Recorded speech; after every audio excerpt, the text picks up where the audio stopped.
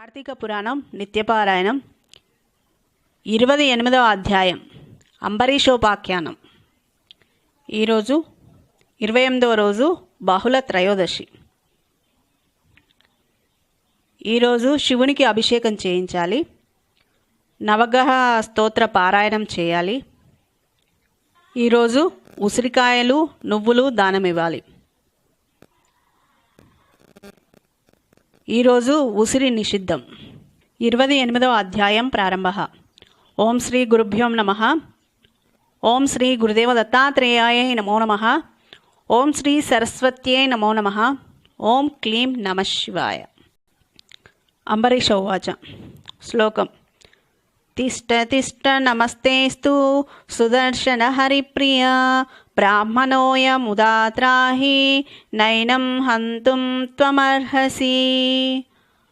అంబరీషుడు ఈ విధంగా పలుకుచున్నాడు. ఓ చక్రమా, ఆగు ఆగు, నీకు నమస్కారములు. ఇతడు బ్రాహ్మణుడు, ఇతనిని చంపుట తగదు. నీకు వధ ముఖ్యము కాబట్టి ఉన్నంతలో నా శరీరమును ఇచ్చెదను. ఈ బ్రాహ్మణ్ణి విడుము, లేని ఎడల నాతో యుద్ధం చేయుము. నీవు హరి యొక్క ఆయుధం కనుక నాకు దైవమైతివి. అయినప్పటికీ నీతో యుద్ధం చేయుదును, కానీ నిన్ను బ్రతిమాలుట లేదు. క్షత్రియునకు బ్రహ్మయుద్ధమని విధించెను, కానీ యాచనను విధించలేదు. అయినను నీవు నాకు దేవతవు కనుక యాచించవచ్చును. నీవు సమస్త భూతములకు అజేయుడవు. ఈ మాట నాకు తెలియను. అయినను నా బాహుబలంను చూడుము. విష్ణాది దేవతలందరూ నీ బలమును నా బలమును చూతురు కదా. నేను నిన్నిప్పుడు భూమి యందు పడవేయచదా. అట్టి అవస్థను చెందక ఇతన్ని విడుము. నీకు జీవించి ఉండి హరిహస్తమందు నివసించ కోరిక ఉన్న ఎడల నన్ను పాలించు. శరణాగతుడైన ఈ బ్రాహ్మణ్ణి విడుము. రాజిట్లు స్తుతించగా చక్రము సంతోషించి రాజును పరీక్షించవలేనని తలంపుతో కోపం వచ్చిన వాడవలే నటించి ఇట్లనియే. చక్రము ఈ విధంగా చెప్పుచున్నది. రాజా, తెలియనా, మధుకైటబులను నేను చంపినాను. దేవతలకు జయించుటకు శక్యం కాని వారైన రాక్షసులను అనేక మందిని చంపినాను. కోపంతో కూడిన ఈ దుర్వాసుని ముఖంను చూచుటకు ఎవ్వడైనా సమర్థుడు ఉన్నాడా? ఇట్టి దుర్వాసుడు శంకర బ్రహ్మల యొక్క తేజోధారి అయినను ఇప్పుడు ఇట్లి అవస్థను నా వలన చెందను కదా. శంకరుని వలన క్షత్రియ సంహారకారమైన తేజస్సు సంభవించినది. ఆ తేజస్సు నాకంటే అధికము కాదు. బ్రహ్మ తేజస్సు నాకంటే అధికము కాదు. అదియు నా చేత అనేక పర్యాయంలో అతిక్రమించబడినది. శంకర బ్రహ్మల తేజోధారి అయిన దూర్వాసుడే ఇట్టి అవస్థను చెందినప్పుడు కేవల శంకర తేజస్ సంభూత క్షత్రియ తేజోవంతుడవు అయిన నీవు నాతో యుద్ధంనకు ఎట్లు సమర్థుడవు అగుదువు? బ్రహ్మశంకర్ల 2 తేజస్సులు నాకు చాలనివే అయి ఉన్నవి. రాజా, క్షేమము కోరినవాడు బలవంతునితో సంధి చేయవలెను. ఇట్లు న్యాయముండగా నీవు మూర్ఖత్వమును అవలంబించి నాతో యుద్ధంనకు సన్నద్ధుడవెందుకైతివి? నీవు హరిభక్తుడవని నేను నిన్ను ఇంతవరకు సహించినాను. కాబట్టి నీవు దూరంగా పొమ్ము, ప్రాణములను వృధాగా పోగొట్టుకొనకుము. ఇట్లు చక్రవాక్యమును విని అంబరీషుడు కళ్ళెర్ర చేసి చక్రంతో ఇట్లనినే. చక్రమా, నీవు నా దేవునకు ఆయుధమైతివని నిన్ను బాణముల చేత 100 ఖండములుగా కొట్టలేదు. నీవు క్షత్రియ ధర్మమును అవలంబించి నాతో మాట్లాడుచున్నావు కనుక ఇక ముందు నీ గర్వం ఉండబోదు. నీ గర్వమును నశింపచేయు బాణములు నా హస్తమందు ఉన్నవి.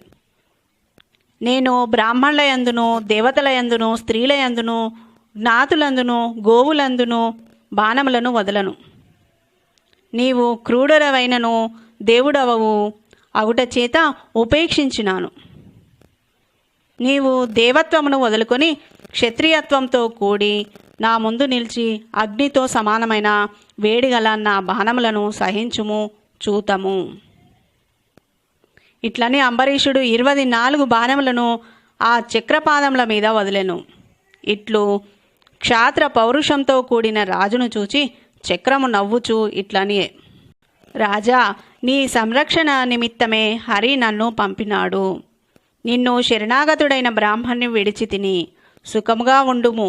ఇట్లు పలికి ధనుర్బాణములతో కూడి ఉన్న రాజును కౌగిలించుకొని భూమి యందు పడి నమస్కారం చేసెను. ఓ అగస్త్య, రాజు అలా విధేయుడైన చక్రంతో ఇట్లనెను: సంసార మధ్యను సంచరించెడు పురుగునైన నేనెక్కడ? హరి యొక్క హస్తమందు ప్రకాశించడి నీవెక్కడ? ఇట్లు తెలిసియు నీతో యుద్ధంనకు సన్నద్ధుడను అయిన నా తప్పును క్షమించుము. నేను నిన్ను తిరస్కరించి విజృంభించి యుద్ధంనకు ఆయత్తపడితిని. క్రూరమైన నా క్షత్రియ స్వభావము ఇట్లు చేసినది కనుక నన్ను క్షమింపుము. ఇది శుక్లపక్షము, పగలు, యుద్ధభూమి మకరమాసము. ఇట్టి పుణ్యకాలమందు నా దేవుడైన నీ వలన మృతిని కోరియే యుద్ధంనకు వచ్చి తిని. భగవద్గీత యందు శ్లోకం: అగ్నిర్జ్యోతిరః శుక్ల షణ్మాసా ఉత్తరాయణం తత్ర తత్ర ప్రయాతా గచ్చంతి బ్రహ్మ బ్రహ్మవిదో జన అని ఉత్తరాయణమందు శుక్లపక్షమందు పగలు మృతి నొందిన వారు అచ్చిరిది మార్గంన పోయి బ్రహ్మపదము చేరుదురు అని చెప్పబడినది. కావున కార్తీక శుక్ల ద్వాదశి నాడు వెళ్ళిన దూర్వాసుడు మాఘమాసమునకు తిరిగి వచ్చెను. జ్వాలల చేత భయంకరము, దేవదానవులకు అసహ్యంను 100 మెరుపుల కంటే అధికమైన కాంతి గలదియు అయిన నీ రూపంను గవ్వతో సమానుడనైన నేనెట్లు సహింతును? సహస్రాగ్ని యుతమైన రవిబింబం వలె సహస్రారములను ధరించినటువంటి సమస్త సంహారకమైనటువంటి నీ రూపంతో యుద్ధం చేయుటకు నేనెట్లు శక్తుడనగుదును? కోరలతో కూడి భయంకరమున దశదిక్కులందు అగ్నులకు బయలుపుచ్చుచున్నట్లు వంటి నీ యొక్క దంతపు దెబ్బను దేవుడు కానీ రాక్షసుడు కానీ ఇంకెవడు సహించగలడు. మెరుపులు సూర్యుని కిరణ జాలములను మొత్తములై భయంకరాకారములను ధరించి వచ్చినట్టు నీ తేజస్సును తిరస్కరించలేవు. విష్ణువు భయంకరాకారమైన నిన్ను ఆశ్రయించి 3 లోకములను పాలించుచున్నాడు. నీతో విరోధించిన ఎడల దేవతలు కానీ దానవులు కానీ అన్యులు కానీ నిన్ను జయించలేరు. దైత్యులను చంపుదానవును, భక్తులను పాలించు దానవును, విష్ణువు యొక్క కాంతి చేత ప్రకాశించు దానవును, ప్రాణగమన కష్టములను హరించు దానవును అగు నీకు నమస్కారము. ఇట్లు స్తుతించి భూమి యందు పడి నమస్కారం చేయుచున్న రాజును లేవదీసి నీకు క్షేమమగుగాక అని చక్రము పలికెను. ఈ చక్రస్తోత్రమును 3 కాలములందు పఠించువాడు ఆపన్ముక్తుడై చిరకాలము సుఖములను పొందెదరు. యశృణోతీదమధ్యాయం సకృద్వా మానవం కళౌ సర్వత్ర సుఖం ప్రాప్యత్ తతో యాతి శుభాగతిం. కలియుగమందు ఈ అధ్యాయంను ఒక మారైనను వినువారి అనేక భోగములు పొందు. కలియుగమందు ఈ అధ్యాయంను ఒక మారైనను వినువారు అనేక భోగములు పొంది అంతమందు మోక్షము పొందెదరు. శ్రీ స్కాంద పురాణంలోని కార్తీక మహాత్యం నందలి 28వ అధ్యాయం సమాప్త. కార్తీక పురాణం